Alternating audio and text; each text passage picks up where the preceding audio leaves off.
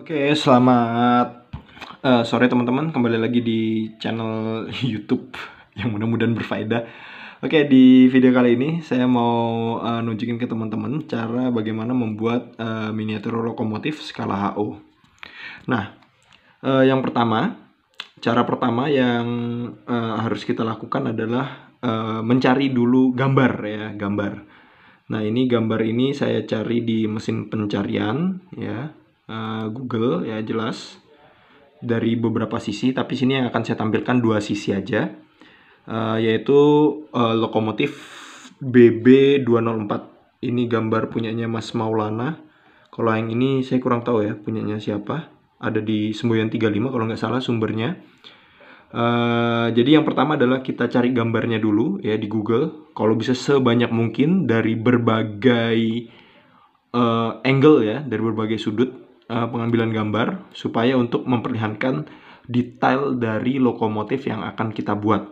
Karena kenapa itu penting? Karena misalkan untuk seperti saya yang tinggal di Jawa, belum pernah sekalipun melihat lokomotif BB204 ini secara detail dari dekat, kecuali dari secara visual melalui ini ya, apa namanya, media YouTube atau melalui internet ya, secara virtual. Jadi belum secara visual langsung nggak pernah, tapi visual virtual ya.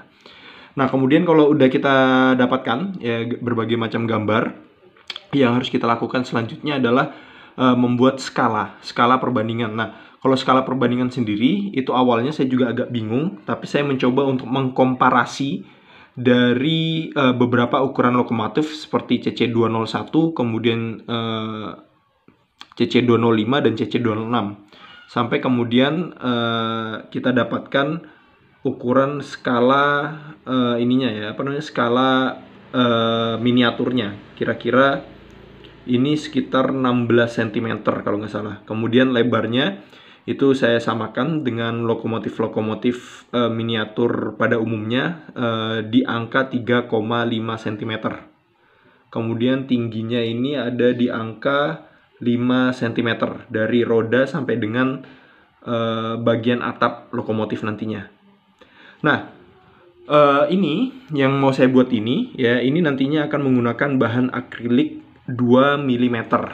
Jadi saya tidak mau seperti kereta penumpang sebelumnya ya, gerbong penumpang yang asal tempel dan sebagainya. Nah, di sini saya buat sedikit lebih beneran lah ya, sedikit agak beneran ya, sedikit lebih serius lah dibandingkan sebelumnya.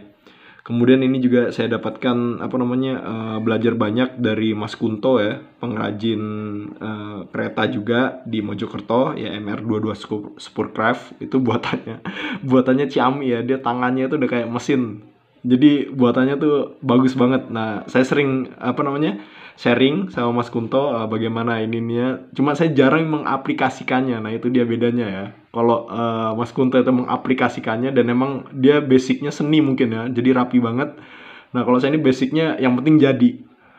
Nah, oke, nah itu bedanya ya. Jadi ini mudah-mudahan aja jadi dengan beberapa perhitungan yang agak serius ya. Jadi saya gambar berbagai macam pola dari samping, dari atas, kemudian nanti ada beberapa part yang memang akan saya pin ya. Jadi nggak cuma tempel lem aja, tapi bener-bener apa namanya, masing-masing bagian itu tertempel menyatu sama satu dengan lainnya tanpa harus menggunakan lem. Nah, gini. Jadi paling nggak mudah-mudahan lebih kuat gitu ya dibandingkan kalau hanya tempel lem saja.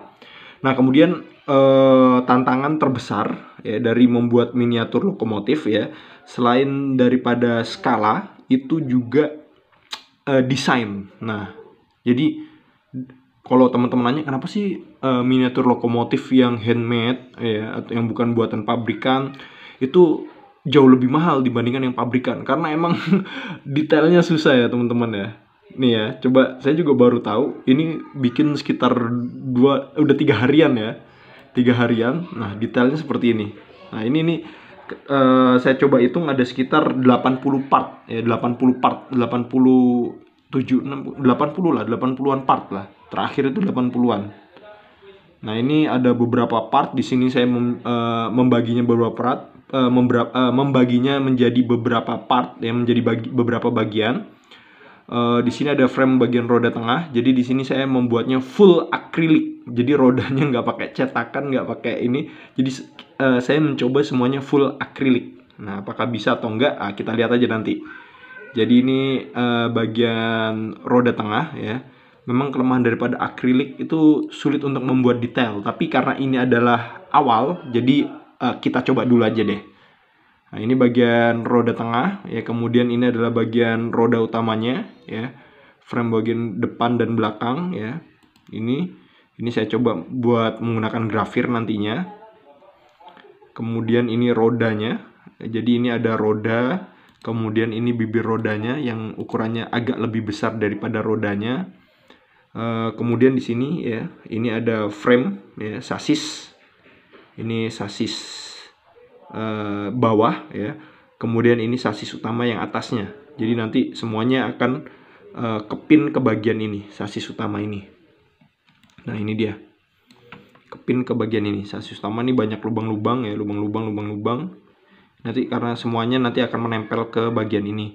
Kemudian ini adalah frame samping ya, sasis bagian samping ini sama juga ya, banyak slotnya karena ini nanti akan menyatu satu dengan lainnya.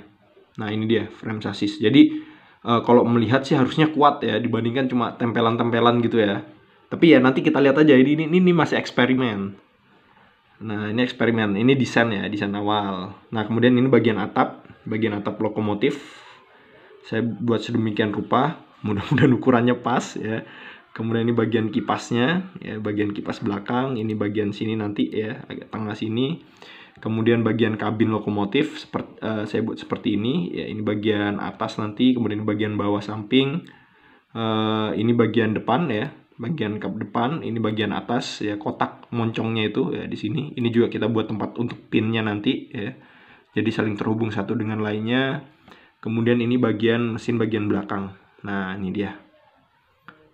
Nah, kemudian untuk rangka tengah nanti ya supaya kuat ya, jadi ini kita mau saya kasih frame body bagian tengah nanti. Ternyata sulit juga ya bikin lokomotif ya, saya baru tahu ya teman-teman ya. Ternyata nggak segampang yang saya bayangin, makanya kenapa harganya mahal, karena sulit ya, desainnya sulit loh. Nah, kemudian ini ada bagian samping ya, ini ada body bagian samping. Di sini ada beberapa bagian ya, ini jadi kalau saya lihat di BB204 itu memang dia secara visual ya, itu seperti ada bagian yang terpisah. Nah, ini dia, coba lihat, turun lihat. Nah, ini 1, 2, kemudian 3. Nah, itu makanya saya mencoba membuat alur yang sama seperti lokomotif aslinya. Jadi ada bagian 1 ya, ini 1, kemudian 2, kemudian ini 3 terpisah. Dan ini nantinya kita bukan grafir ya, tapi potong kisi-kisinya supaya menyerupai kisi-kisi mesin pada lokomotif asli. Nah, itu aja teman-teman ya, sebagai permulaan desain awal. Mudah-mudahan jadi. Nanti biaya budgetnya saya share juga di sini. Kira-kira habisnya berapa sih budget untuk potong akriliknya aja sama akriliknya aja, akrilik sama potongnya habis berapa sih kira-kira. Nah, itu. Oke, itu aja. Saya rasa semoga bermanfaat. Nantikan kelanjutannya ya, akan saya share bagaimana hasil cuttingannya dan kemudian bagaimana saat menyatukannya, assemblingnya ya, menyatukan bagian-bagian lainnya menjadi satu seperti apa. Oke, sampai jumpa di video selanjutnya, semoga bermanfaat. Sampai jumpa.